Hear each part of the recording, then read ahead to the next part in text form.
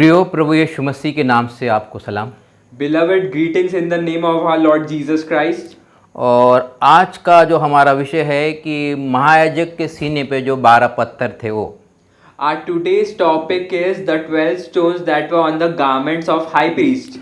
और पिछले वक्त पार्ट 1 में हमने 6 पत्थर के बारे में देखा था। In the previous part, we had mentioned 6 stones, और ये 6 पत्थर के बारे में एक बार हम जल्दी जल्दी देखेंगे। and we will summarize quickly these 6 stones. पहले रो में रूबी था। In the first row was ruby. Ruby का मतलब है प्रभु यीशु मसीह हमको उद्धार देने के लिए आया है। Ruby means that Jesus has come to give us salvation. दूसरा जो पत्थर था जो टोपास था, The second stone was topaz. प्रभु यीशु मसीह हमको सत्य देने के लिए आया था। Jesus Christ has come to give us truth. तीसरा जो पत्थर था बेरियल था। The third stone is beryl. Burial का मतलब है प्रभु यीशु मसीह हमको प्रकाश देने के लिए आया था। Beryl means that Jesus has come to give us light. चौथा पत्थर है टारकोस। The fourth stone is turquoise. टारकोस का मतलब होता है नई आज्ञा।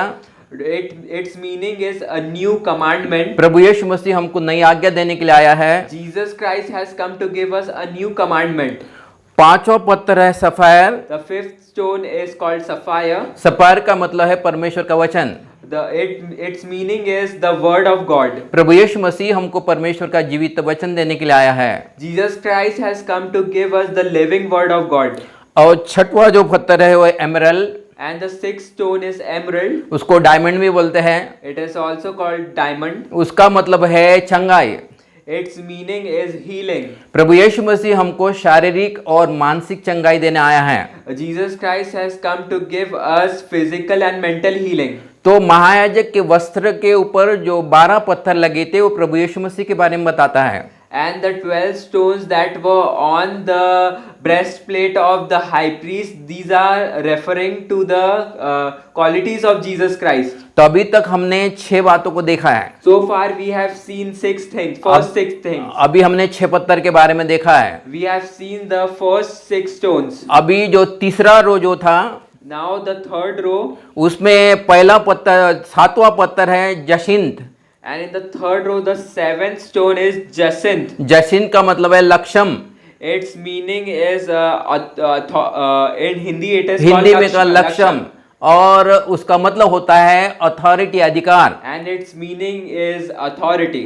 प्रभु यीशु मसीह हमको अधिकार देने आया है। Jesus Christ has come to give us authority. यूहन्ना रचित सुसमाचार उसका पहला अध्याय 12 वचन में लिखा है In the book of John chapter 1 verse 12 it is written कि जिन्होंने भी प्रभु यीशु मसीह को अपना उद्धारकर्ता ग्रहण किया है, that whosoever has received Jesus Christ as their savior, उसको उन्होंने अपना पुत्र होने का अधिकार दिया है। he has given them the authority to become his son. हमने प्रभु यीशु मसीह को अपना उद्धारकर्ता ग्रहण किया है। We have received Jesus as a savior. अभी हमको अधिकार है कि हम उसको अब्बा फादर करके पुकार सकते हैं। Now we have the privilege to call him as Abba Father. और लूका रचित सुसमाचार उसका 10वां अध्याय उसका 19 वचन में लिखा है, In the book of Luke chapter 10 verse 19 it is written, उसने हमको सांप और बिच्छू को रोनने का अधिकार भी दिया है। he has given us the authority to trample over snakes and scorpions. यहाँ पर 2 बातों का जिक्र किया गया है। Here 2 things are mentioned. इस सांप का जिक्र किया गया है और बिच्छू का जिक्र किया गया है। There are snakes are mentioned and scorpions is mentioned. शत्रु स्नेक हमेशा हमको डिस्ट्रैक्ट करने की कोशिश करता है The enemy, the snake always tries to distract us. और ये शत्रु हमेशा हमको परमेश्वर का वचन को ट्विस्ट करके डिस्ट्रैक्ट करने की कोशिश करता है। And the enemy always tries to twist the word of God and mislead us. और जैसे उसने हवा के साथ किया, And likewise the enemy did with Eve. और उसने उस परमेश्वर के वचन को ट्विस्ट करके हवा को बताया। The enemy twisted the word of God and told it to Eve. और उसको उसने गुमराह करने की कोशिश की। And he tried to mislead her. वो कभी कभी हमारे मन में डर को भी डालता है और हमको डिस्ट्रैक्ट करता है। Many times he puts fear in our minds and tries to distract us. वो हमारे मन में नकारात्मक विचारों को डालता है और हमको डिस्ट्रैक्ट करता है। he tries to put negative thoughts in our mind and tries to distract us. और ये जो क्वालिटी जो है ये सांप की क्वालिटीज है, And these qualities are of the serpent. और इसलिए प्रभु यीशु मसीह ने कहा कि मैंने सांप और बिच्छू को रोनने की सामर्थ्य तुमको दी है। And that's why Jesus Christ has told us that to trample over serpents and scorpions, I have given you such authority. अब बिच्छू के भी खासियत है, Now, scorpion has some qualities. वो भी हमको धोखा देता है, He tries to give धोखा डिसेप्शन में लाता है। he tries to deceive us. और डिसेप्शन इसलिए कहते हैं कि हमको पता ही नहीं रहता है कि हम धोखे में जा रहे हैं, It is called deception because we ourselves are not aware that we are being deceived. क्योंकि बिच्छू जो है उसका डंक पीछे की तरफ होता है, Because the scorpion has tongue at the back, because the scorpion has its tongue at its back. और हमको पता ही नहीं चलता है कि वो हमको धोखे में ले जा रहा है। And we are not aware that it's leading us into deception. और वो परमेश्वर के लोगों को नशे में ले जाता है, And it causes the people of God to fall into addiction, addiction. और हमको पता ही नहीं चलता है कि ये धोखा है। And we do not know that this is deception. और सुलेमान के जीवन में ऐसे हुआ, In the life of Solomon, it happened likewise. और सुलेमान मदिरा के बहुत आदी हो गया था, Solomon was very habitual of alcohol. और वो धोखे में चला गया, And he fell into deception. और वैसे ही शत्रु हमको धोखे में ले जाता है। Likewise, the enemy causes us to fall in deception. और सुलेमान ने अन्य जाति के स्त्रियों के साथ विवाह किया है, And Solomon married unbelieving women. और बाइबल भी कहती है कि हमको असमान जुए में जूतना नहीं है। And the Bible tells us that do not be likewise yoked with unrighteousness. कई बार हमको ऐसा लगता है विवाह करना गलत नहीं है, So, many times we feel that marrying is not wrong. लेकिन असमान में जुए में जोतना नहीं है, ऐसा बाइबल कहती है। But not marrying in the likewise belief, it is not according to God. और विश्वासी के साथ तो विवाह करना बाइबल कहती है असमान जुए में जोतने के समान है। Marrying an unbeliever is like coming under and not likewise covenant. और बाइबल कहती है कि ऐसा करना धोखा है, And the Bible tells us that doing so is deception. और आंखों की अभिलाषा भी ये धोखा है। And the pleasures of the eyes are deception. शत्रु हमको दो तरीके से धोखा देता है, The enemy tries to deceive us by two ways. और सांप के समान वो हमको डिस्ट्रैक्ट करता है, Like a serpent, he tries to distract us. और बिच्छू के समान हमको पीछे से धोखा देता है। And like the scorpion, he deceives us from behind. लेकिन वो महायाजक के सीने पे जो 7वां पत्थर था उसका नाम था, वो उसका मतलब था अधिकार। But the seventh stone on the chest of the high priest means authority. उसने हमको सांप और बिच्छू को रोनने की सामर्थ्य दी है। God has given us the authority to trample over serpents and scorpions. और इसलिए हम हमेशा ऐसा कहें That's why we must always say कि जो मुझ में है वो संसार में जो उससे बढ़कर है, that what is within me is greater than what that is in the world. जब हम ऐसे शब्दों का इस्तेमाल करते हैं, When we use such words, जब हम ऐसे वचनों का इस्तेमाल करते हैं, when we use such words, तो शैतान हमसे दूर दूर तक भागता है। and Satan flees away far away from us. तो 7वें पत्थर का नाम था जसिन। Now the seventh stone was called Jacinth, Jasim का मतलब है authority. and Jacinth means authority. अब ये 8वां पत्थर, Now the eighth stone. 8वें पत्थर का नाम था agate. Now the eighth stone was called Agate. Agate का हिंदी में बोलते Suryakant, Its Hindi meaning in Hindi it is called Suryakant, और इसका मतलब अगेट का मतलब है भरपाई करना, restoration. and its meaning is restoration. जब भी इजरायली लोग उस पत्थर को देखते थे, whenever the Israeli people used to look upon that stone, वो पत्थर का मतलब होता है कि प्रभु यीशु मसीह उनके जीवन में भरपाई करने के लिए आया है। its meaning was that Jesus Christ has come into their life to bring restoration. हमारे जीवन में चाहे कितना भी नुकसान क्यों ना हुआ हो, No matter what we have, whatever we have lost or damaged in our life, और प्रभु यीशु मसीह उसकी भरपाई करने के लिए आया है। but Jesus has come to bring restoration for it. Joel की पुस्तक उसका पहला अध्याय उसका चौथे वचन में लिखा In है, the book of Joel chapter 1 verse 4 it is written, वहां पर जोएल भविष्यवक्ता कहता है where there the prophet Joel says कि जो स्वार्मिंग लोकस ने तुम्हारे जीवन में नुकसान किया है, that the swarming locusts have caused damage in your life. Chewing locus ने तुम्हारे जीवन में नुकसान किया है, The chewing locusts have caused damage in your life. Crawling locus ने तुम्हारे जीवन में नुकसान किया है, The crawling locusts have caused damage in your life. Consuming locus ने तुम्हारे जीवन में नुकसान किया है। The consuming locusts have caused damage in your life. जो भी उसका नुकसान किया है, And whatever the damage is caused, परमेश्वर कहता है कि मैं पूरे नुकसान की भरपाई कर दूंगा। God tells that I will restore back everything. जो तुमने इतने सारे साल का नुकसान तुम्हारे जीवन में हुआ है, That so many years you have lost. तो उस साल की भी मैं भरपाई करने वाला हूँ। So I am going to restore back those years. प्रभु यीशु मसीह भरपाई करने के लिए आया है। Jesus Christ has come to restore. ये swarming locus, chewing locus, crawling locus, consuming locus क्या करते हैं? What the swarming locusts, chewing locusts, crawling locusts and consuming locusts do, ये हम थोड़ा संक्षिप्त में देखेंगे। this we will see in brief. ये स्वार्मिंग लोकस आता है और जो ये फसल होती है उसको काटता है, खाता बहुत कम है, काट के खराब कर देता है। This swarming locust, it comes to the field and it eats the crop, but it does not eat the full crop. नहीं, वो कट करता है, निबल करता है, निबल करता है, कट करता है, लेकिन खाता बहुत कम है It eats less, but it just nibbles the yield और काफी भारी नुकसान कर देता है। and it causes a lot of damage. और च्युइंग जो लोकस करता है वो खाता बहुत कम है लेकिन च्यू बहुत ज्यादा करता है। And the chewing locust, it eats less, but it causes lots of damage. बहुत सारा नुकसान कर देता है। It causes lots of damage. एक क्रॉलिंग लोकस जो है ये खाता कम है लेकिन उस पेड़ से या उस भर्ब से निकलता नहीं है।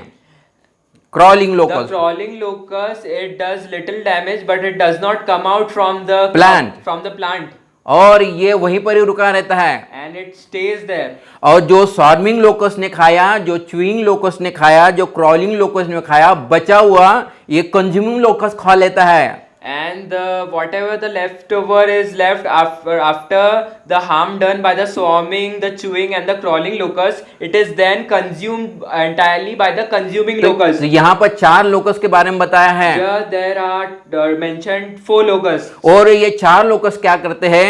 What these 4 locusts do? ये फूल को खाते, प्लांट के फूल को खाते हैं। They devour the flower of the plant. वो पत्ती को, प्लांट के पत्ती को खाते हैं They devour the leaves of the plant. और प्लांट के फल को खाते हैं। They devour the fruits of the plant. Flower को खाना मतलब मानसिक शांति को भंग करना के समान है। Eating the flower is like disturbing the peace of the mind. और ये जो लोकस जो है हमारे जीवन में मानसिक पीस को डिस्टर्ब करता है। And these locusts, they disturb the peace in our mind, in our life. पत्तों को खाना मतलब स्वास्थ्य पर असर करने के समान है। Eating the leaves is like disturbing our health. और ये जो लोकस जो है ये शत्रु को, ये शैतान को दर्शाता है। And these locusts are symbolizing the enemy. वो हमारे स्वास्थ्य पर भी नुकसान करता है। He tries to harm our health. और जो फल जो है ये परिवार को दर्शाता है। And the fruits depicts the family. और फ्रूट जो है ये आर्थिक लॉस को भी दर्शाता है।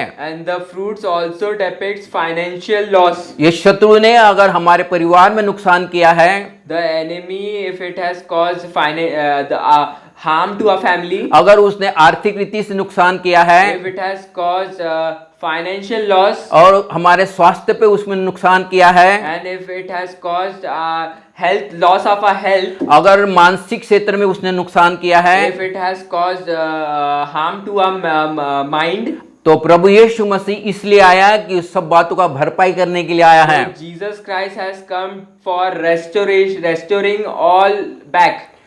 कई बार हम खुद अनुमति देते हैं, शत्रु को हमारे जीवन में अनुमति देते हैं, Many times we allow the enemy in our lives, और वो हमारे 3 क्षेत्र में नुकसान करता है। and he harms us in three areas. वो हमारे परिवार और आर्थिक क्षेत्र में नुकसान करता है, He causes harm in our family and in our financial area. वो हमारे स्वास्थ्य के क्षेत्र में हमारा नुकसान करता है, He causes harm in our health, और हमारे मानसिक क्षेत्र में वो हमारा नुकसान करता है। and he causes harm in our mental area. लेकिन यहाँ पर लिखा है कि चाहे नुकसान कुछ भी क्यों ना हुआ हो, But yeah, it is written that whatever the harm done is, प्रभु यीशु मसीह उसकी भरपाई करने के लिए आया है। Jesus Christ has come for restoration. तो फिर इसका उत्तर, उसका सोल्यूशन क्या है, उपाय क्या है? So what is the solution? अगर हमारा नुकसान हुआ है, If harm has already been done, ये कोरोना वायरस की वजह से 6 महीने से लोगों का काफी नुकसान हुआ है, since 6 months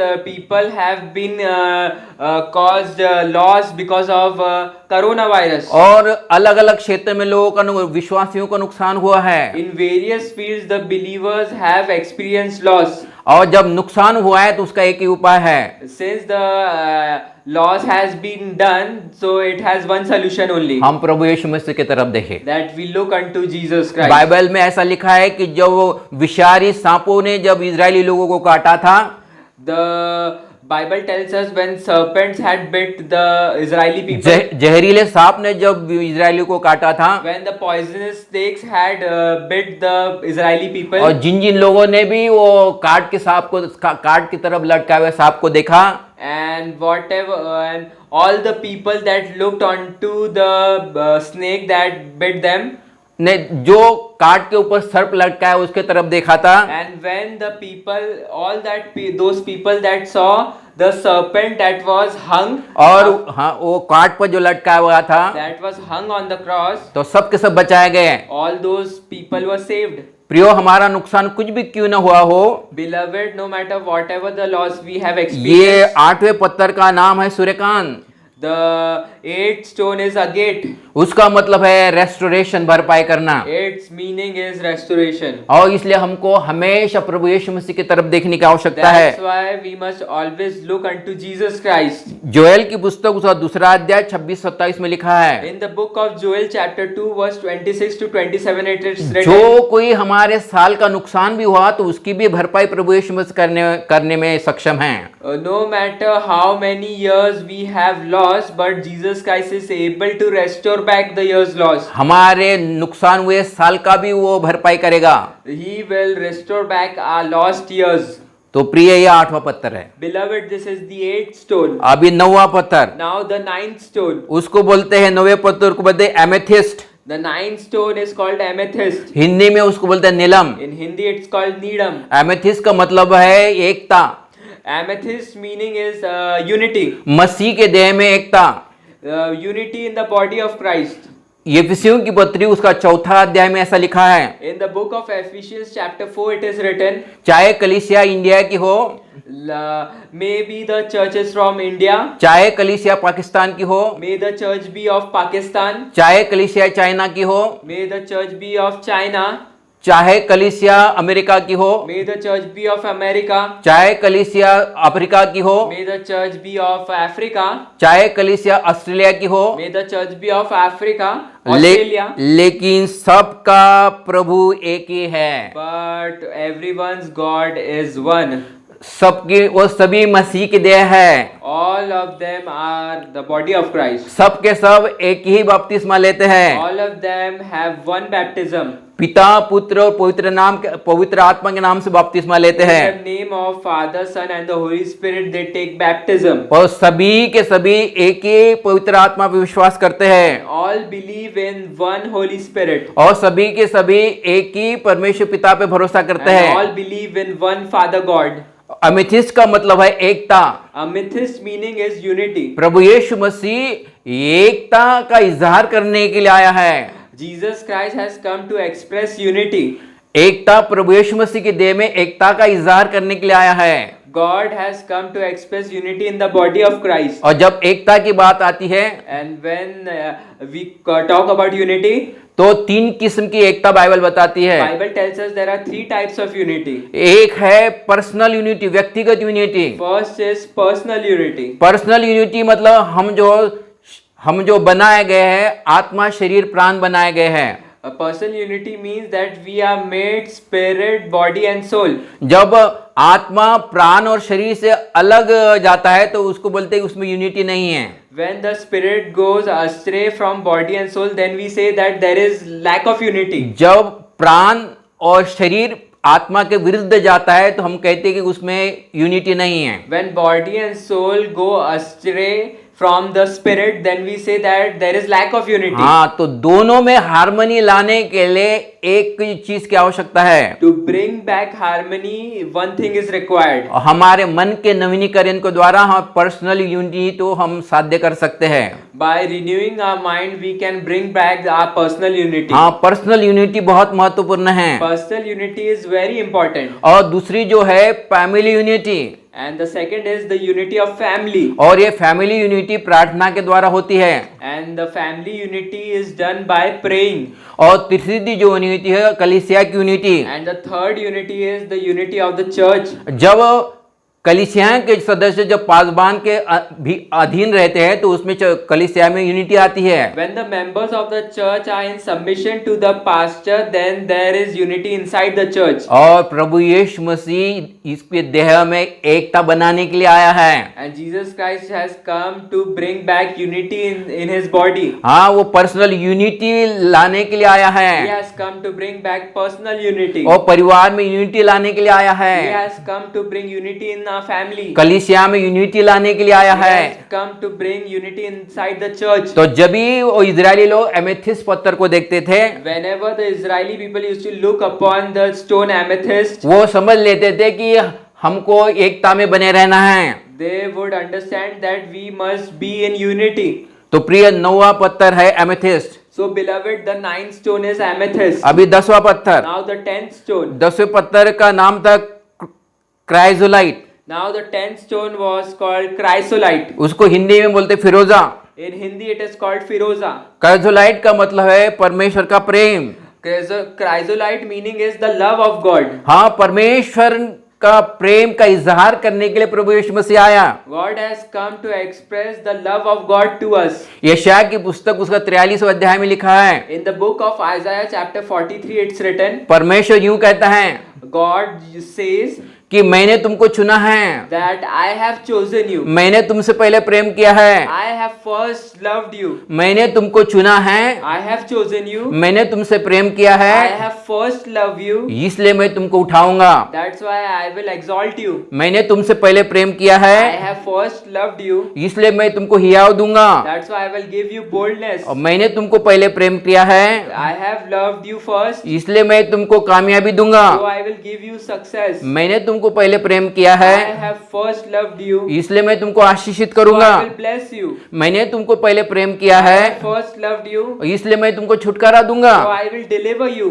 मैंने तुमको पहले से प्रेम किया I है, have already loved you. इसलिए मैं तुमको सुरक्षा करूं, तुम्हारी रक्षा करूंगा। So I will protect you. मैंने पहले तुमसे प्रेम किया है, I have first loved you. इसलिए मैं तुमको उन्नति दूंगा। So I will bring promotion in your life. मैंने तुमको पहले चुना है, I have first chosen you. मैंने तुमसे पहले प्रेम किया I है, have first loved you. इसलिए मैं तुम्हारे साथ बना रहूंगा। I will be with you. मैंने तुमसे प्रेम किया I है, have first loved you. मैंने तुमको पहले चुना I है, have first chosen you. इसलिए मैं अपना अनुग्रह भी तुम पर करूंगा। So I will bestow my grace upon you. मैंने तुमको पहले चुना है, I have first chosen you. मैंने तुमसे पहले प्रेम किया I है, have first loved you. इसलिए मैं अपने मुख का प्रकाश भी तुम्हारे मुख पर चमकाऊंगा। So I will make my face shine upon your face. हाँ, क्राइजोलाइट का मतलब है प्रेम। Chrysolite meaning is love. परमेश्वर के प्रेम का इजहार करने के लिए प्रभु यीशु मसीह आया है। To express the love of God, Jesus Christ came. वो कहता है कि मैंने पहले तुमसे प्रेम किया He है, says that I have first loved you. मैंने पहले तुमसे चुना है, I have first chosen you. और मैंने तुमको पहले प्रेम किया है, इसलिए मैं तुमको आशीषित करूंगा। I have first loved you, that's why I will bless you. मैंने तुमको पहले प्रेम किया है, इसलिए मैं तुमको आशीषित करूंगा। I have first loved you, that's why I will bless you. मैंने तुमको पहले प्रेम किया है, इसलिए मैं तुम पर अनुग्रह भी करूंगा। I have first loved you, that's why I will have grace upon you. और ये 10वां पत्थर है जिसको बोलते हैं प्रेम का पत्थर। And this is the 10th stone that is called the stone of love. और 11 पत्थर, Now the 11th stone. 11 का पत्थर का नाम था onyx, The 11th stone is called onyx. और उसको हिंदी में बोलते हैं सुलेमानी पत्थर। And in Hindi it is called Suleimani Patthar. और ओनिक्स का मतलब है जील, लालसा। Onyx meaning is zeal. लालसा, Zeal.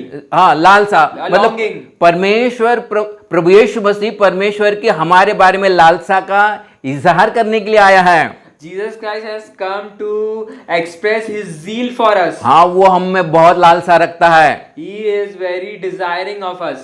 और वो सोलोमन की पुस्तक उसका 2 अध्याय उसका 14 वचन में लिखा है, In the book of, song of Solomon in the Song of Solomon, 2 अध्याय उसका 14 वचन में लिखा है, in chapter 2 verse 14 it is written, वो कलीसिया को कहता है, he tells to the church, मुझे तेरे मुख को निहारने दे, that let me behold and see your face, मुझे तेरे आवाज को सुनने दे, let me hear your voice, कि तेरा मुख कितना सुंदर है your face is so beautiful, और तेरा आवाज कितना सुहाना and है, your voice is so melodious, और मैं तुझे सुनना चाहता हूँ, and I want to hear you, मैं तुझे देखना चाहता हूँ। I want to look upon you. परमेश्वर हमारे लिए इतनी लालसा रखता है, God desires us a lot, और इसलिए प्रभु यीशु मसीह ने 2 दृष्टांत दिए हैं, and that's why Jesus has given 2 parables. और एक उड़ाऊ पुत्र का भी दृष्टांत दिया, He has given a parable of the prodigal son, और खोए हुए भेड़ का भी दृष्टांत दिया। and he has given the parable of the lost sheep. और यहाँ पर लिखा है कि लॉस्ट शिप में प्रभु यीशु मसीह 99 शिप को छोड़कर एक जो भटकी हुई शिप है उसको ढूंढने जाता है। And in the lost sheep, the parable means that God, leaving the majority of the sheep, that is 99 sheep aside, he searches the one lost sheep, और जो खोई हुई भेड़ को अपने कंधे पे रखता है। and he keeps the lost sheep on his shoulders. खोए हुए भेड़ के लिए उसके दिल में बहुत लालसा है, He has a lot of desire for the lost sheep. और इसलिए खोई हुए भेड़ को एक ही काम करना है। So the lost sheep has to do only one thing. जब प्रभु यीशु मसीह उसको अपने कंधे पे बिठाता है, When Jesus Christ makes it sit upon his shoulder, उसने उसके प्रेम पे भरोसा करना है it must trust on the love of कि God, वो मुझसे प्रेम रखता है। that Jesus loves me. उड़ाऊ पुत्र के भी जीवन में ऐसा ही हुआ, In the life of the prodigal son, it happened. वो अपने पिता को छोड़कर परदेश चला गया, He left his father and went to abroad, और उसने कुकर में अपनी संपत्ति को उड़ा दी, and he wasted all his money in sin, और वो भूखा रहने लगा। and he now began to stay hungry. जब वो आपे में आया, When he came to his senses, वो कहने लगा, he began to say मैं अपने पिता को कहूंगा that I will say to my कि father मैंने आपके और परमेश्वर के विरुद्ध पाप किया that है, I have sinned against you and God, और मैं अपने पिता को कहूंगा and I will say to my father मुझे अपने नौकर के समान अपने घर में रख। that keep me as one of your servants in your house. और जब वो ऐसा पश्चाताप करता And है, when he repented और जब वो अपने पिता के पास आता and है, he comes back to his father, उसका पिता उसको अपने भाव में भर लेता है, his father embraces him, और वो उसके लिए जश्न मनाता है। and his father celebrates for him. यहाँ पर परमेश्वर की लालसा हमारे बारे में दर्शाती है, Here we come to see the zeal of God for us. जो खोए हुए हैं Who the lost ones, और उनके लिए भी परमेश्वर के मन में बहुत लालसा है। for those who are lost, God has lot of desire for them in his mind. और प्रभु यीशु मसीह इस लालसा का इजहार करने के लिए आया है। Jesus Christ has come to express this desire of God. जो हारून जो है महायाजक था, The high priest Harun, वो प्रभु यीशु मसीह को दर्शाता है, he is a symbol of Jesus Christ. और प्रभु यीशु मसीह हमारा महायाजक है। And Jesus Christ is our high priest, वो हमारे लिए अपने परमेश्वर के लालसा का इजहार करने के लिए आया है। and he has come to express the zeal of God to us. और 12 पत्थर, The 12th stone, 12 पत्थर का नाम है jasper, 12th stone is called jasper. Hindi में उसको बोलते हैं यशब। In Hindi it's called yashab. Jasper का मतलब है ताकत, Jasper's meaning is strength. Jasper का मतलब है सामर्थ, Jasper's meaning is strength.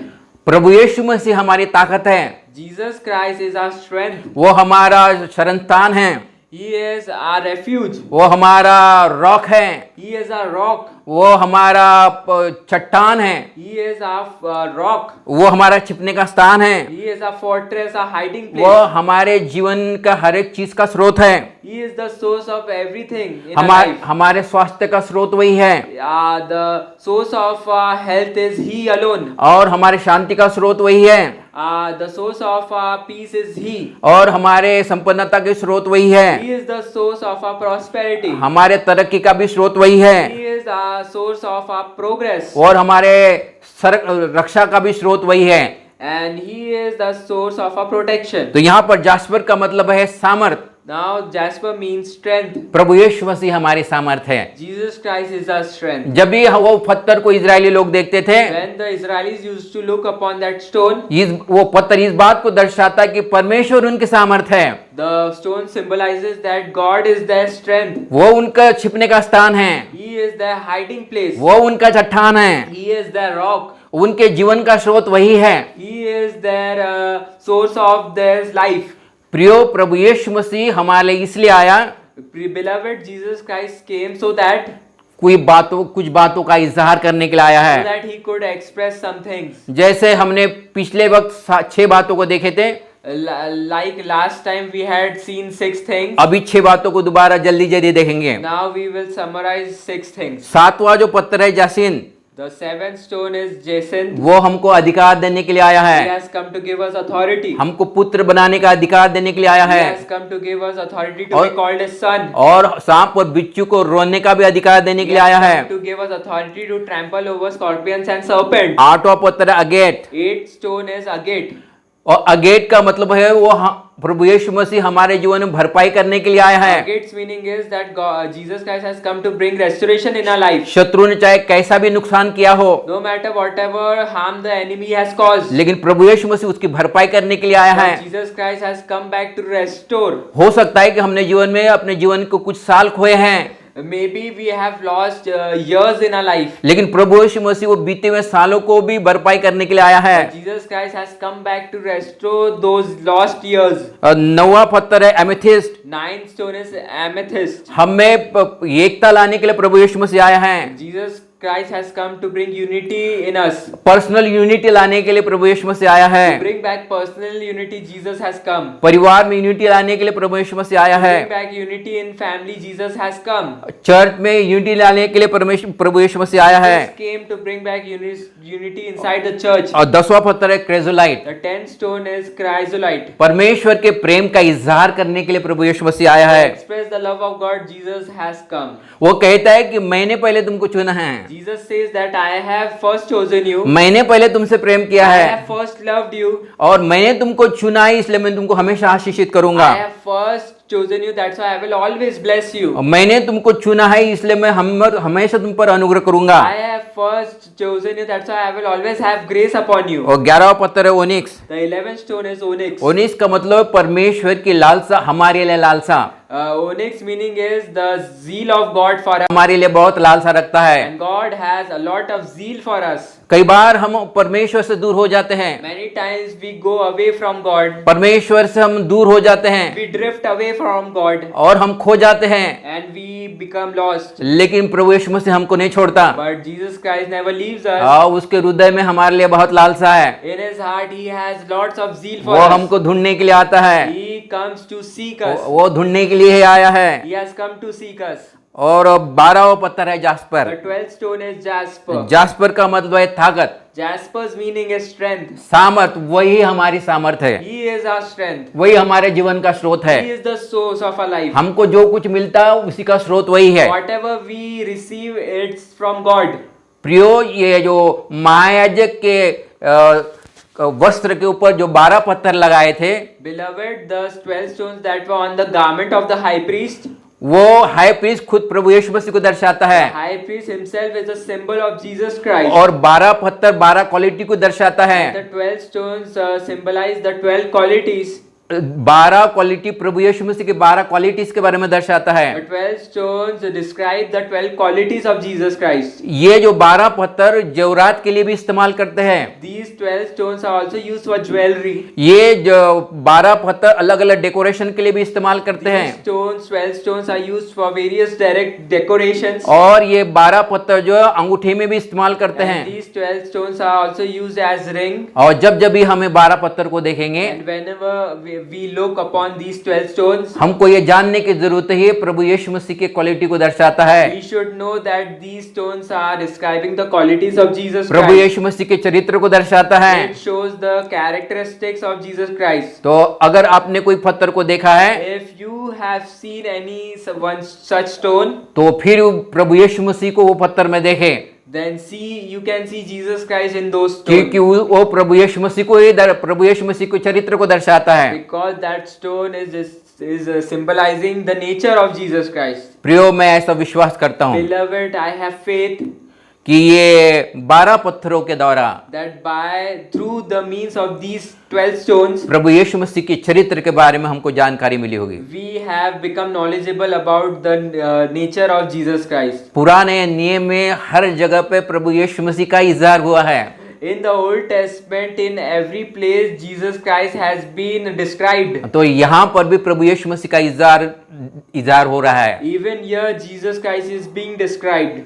परमेश्वर इस वचन पर आशीष दे God bless this word और आपको भी आशीष and they. bless each and every one of you abundantly.